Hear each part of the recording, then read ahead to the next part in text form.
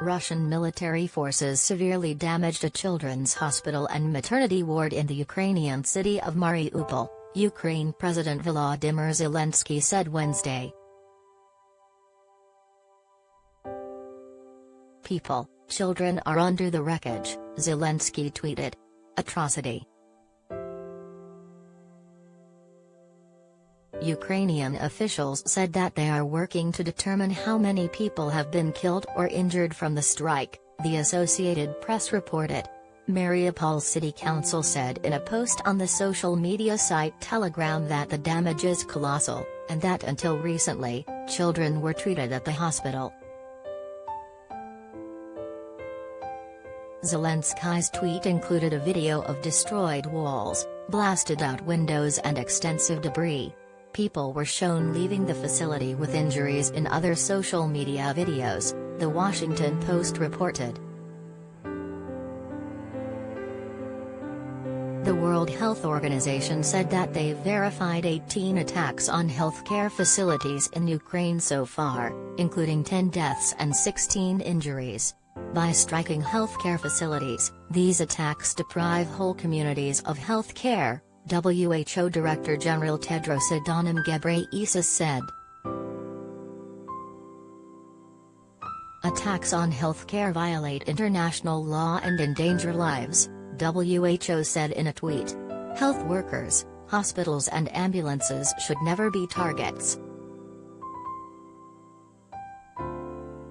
Along with the deaths and injuries from bombing and gunfire, Russia's invasion has disrupted healthcare services and created critical drug shortages in Ukraine.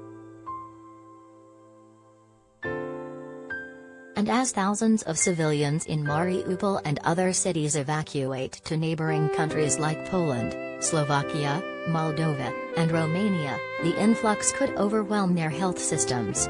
WHO, which has also delivered extensive supplies to Ukraine, said last week that the countries are managing so far, but this is as of today, WHO Europe Director Hans Kluge told Reuters.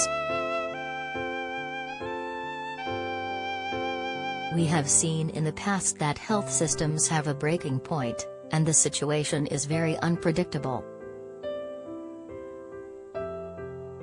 Russian forces launched a large-scale invasion on February 24, the first major land conflict in Europe in decades. Details of the fighting changed by the day, but hundreds of civilians have already been reported dead or wounded, including children.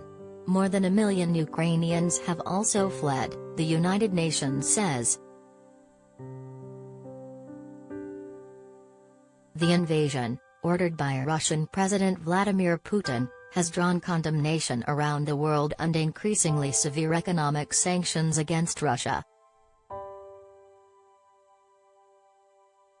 With NATO forces massing in the region around Ukraine, various countries have also pledged aid or military support to the resistance.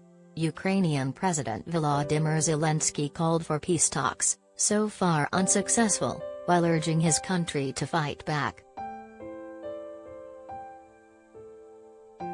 Putin insists Ukraine has historic ties to Russia and he is acting in the best security interests of his country.